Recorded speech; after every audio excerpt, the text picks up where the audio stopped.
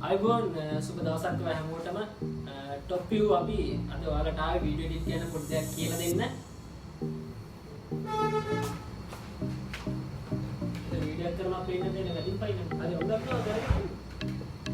දැන් ඉතින් කරන්න බෑ. ඇයි බැරි? හරි ඔයාලට පොඩි අයිඩියා එකක් දෙන්න මේ දේ ගැන අපි දැන් ඔයාලට මේ පේන දේ කියන ඩබල් කැරක්ටර්ස් කොහොමද ප්ලේ වෙන්නේ විදිය ගැන මේක එඩිට් එක කොහොමද කරන්නේ ඒ ගැන ඔයාලට